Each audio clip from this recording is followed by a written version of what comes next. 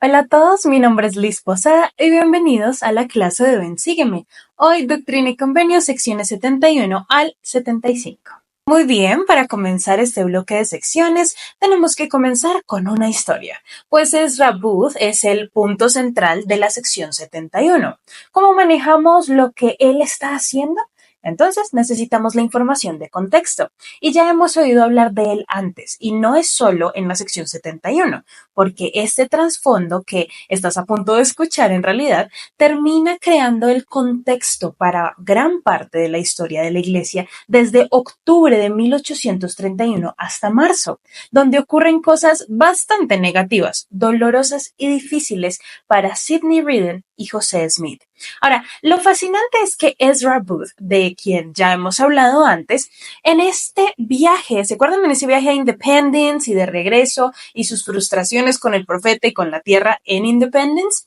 Si retrocedemos en el tiempo hasta el inicio de su conversión, veremos que en realidad era un predicador metodista que vivía en el área de Cleveland, Hiram, Ohio, si lo estoy diciendo bien. Era buen amigo de John y Elsa Johnson y estaban teniendo una pequeña reunión.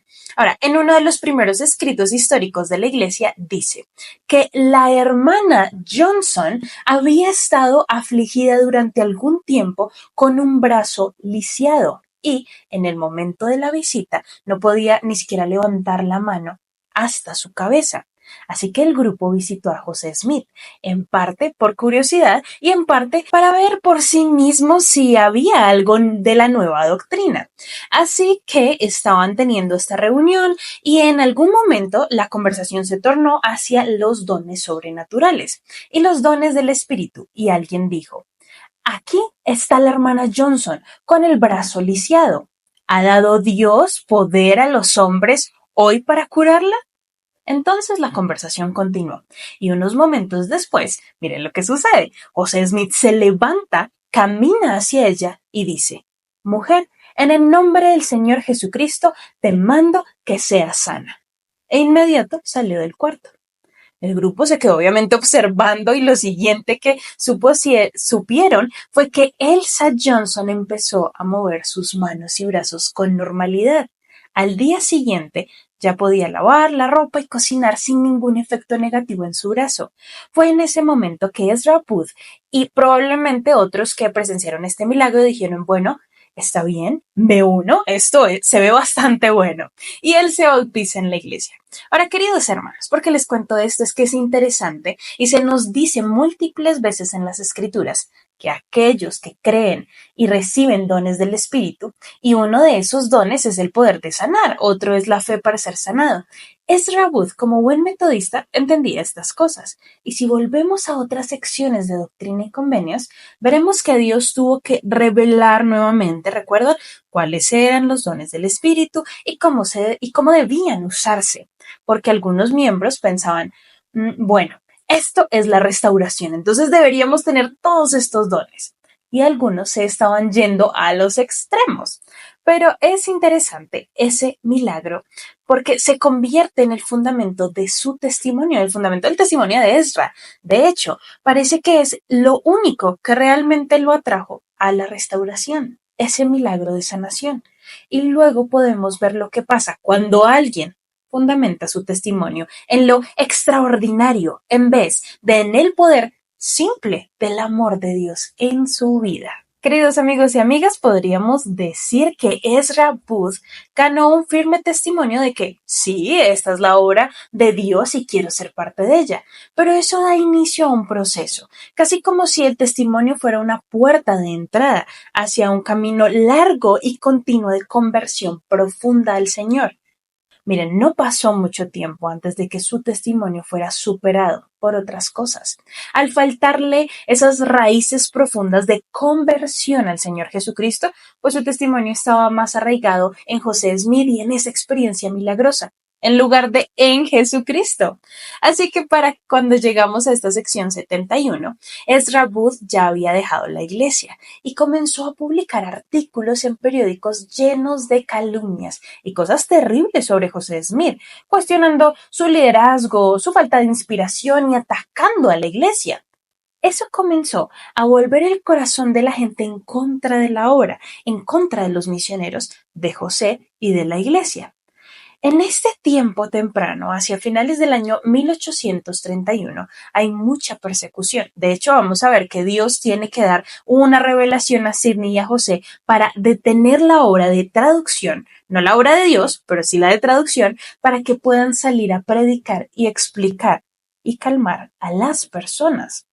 Ahora, es triste que incluso en 1831, cuando aparecen las primeras críticas impresas contra José y la iglesia, muchas de las críticas que hoy circulan por el internet sobre José Smith son repeticiones de las quejas de Ezra Booth en ese tiempo. Este es un hombre que empezó a dudar cuando su colega Simmons Ryder vio su nombre mal escrito en una revelación. Y Ezra dice, oh, espera, pero José Smith, ¿no que es un profeta inspirado? Él debería. ¿Cómo se le ocurre escribir algo mal? ¿Cómo es esto posible? Como si, queridos hermanos y amigos, en algún lugar de las revelaciones dijera que un profeta es perfecto. Entonces él comienza a seguir esta duda en su corazón y él vio una sanación milagrosa, pero ahora ve algo que no es perfecto y piensa, tal vez todo esto está mal. Miren, queridos hermanos, vamos a lo que nos gusta. Pues la palabra duda literalmente viene de la palabra dual o dos. Básicamente estás en una encrucijada y puedes ir por un camino o por otro. Ezra tiene dudas, ha visto el poder sanador de Dios, pero también ha visto que José Smith no es perfecto, ha visto que José comete errores ortográficos. ¿Y qué hace entonces? Ezra Booth decide, bueno, ese error de ortografía voy a seguirle el camino, voy a ver qué luz y verdad puedo encontrar ahí. En vez de decir, he visto una sanación por el poder de Dios. Y si sigo trabajando hacia esa verdad que vi y me convierto realmente al Señor, puedo lograr cosas increíbles. Pero él se desvía completamente y comienza a buscar toda clase de críticas descabelladas que terminan causando una enorme contención y grandes problemas. Y tristemente, las semillas que él plantó en 1831 todavía están reproduciendo esa cizaña hoy en día. Y saben, si lo pensamos bien, creo que sería justo decir que esa experiencia con Simon Reader, de que se dio cuenta que el nombre estaba mal escrito, fue solo un paso. Yo no creo que Ezra Wood dijera, sí, ese fue el problema principal. Creo que fue solo un pequeño paso, muy pequeño. Y luego sale en misión con José y en todo el trayecto está buscando cosas que acumular como evidencia contra José. Observa las interacciones, escucha conversaciones, ve la tierra y nada coincide con lo que él cree que debería ser. Y antes de que te des cuenta, regresan a Kirtland y ya estaban muy lejos del punto de partida. Desde el asunto de Simon Reader, el diablo, hermanos y hermanas, no se preocupa por cuál es la situación o el motivo que te hace desviarte del Señor. No le importa la razón, el lugar o el contexto. Con tal de lograr que te apartes del Señor y que sigas caminando por ese camino, ahí está su objetivo. Esto es como un principio que enseña también el elder Dieter F. Uhruf sobre un avión que vuela solo un grado desviado. Bueno, al principio pues no se nota la gran diferencia. Y sí, tal vez por un corto tiempo pues no se nota. Pero si sigues así y no corriges el rumbo, con el paso del tiempo te encontrarás completamente fuera del camino. Y gracias al poder del arrepentimiento puedes corregir el curso. Pero si sigues paso a paso sin hacerlo, llegará un momento en donde dirás, me siento y estoy completamente perdido. Para terminar, queridos hermanos y hermanas, el elder David A. Bednar dijo lo siguiente. La relación que existe entre el testimonio y la acción que lo demuestra se recalca en las instrucciones que el Salvador compartió a los santos en Kirtland. Y lo que el Espíritu os testifique, eso quisiera yo que hicieses. Nuestro testimonio de la veracidad del Evangelio se debe reflejar en nuestras palabras y en nuestros hechos. Y el lugar para proclamarlo y vivirlo con más fuerza es el hogar. Los cónyuges, los padres y los hijos deben esforzarse por superar cualquier indecisión, vacilación o vergüenza para testificar del Evangelio. Queridos hermanos y hermanas, debemos crear y buscar oportunidades para atestiguar de las verdades del Evangelio y vivir de acuerdo con ellas. si tienes dudas si este evangelio es verdadero, si tienes dudas si el presidente Russell M. Nelson es el profeta de esta dispensación para todo el mundo, no solo para la iglesia, si tienes dudas si realmente hay un Dios o si esta es su iglesia verdadera o siquiera lo que yo te estoy contando aquí es verdad, puedes arrodillarte y empezar a preguntar con intención de saber y sé y testifico completamente que Dios te responderá. Lo único que tienes que hacer es abrir tu corazón a escuchar la respuesta.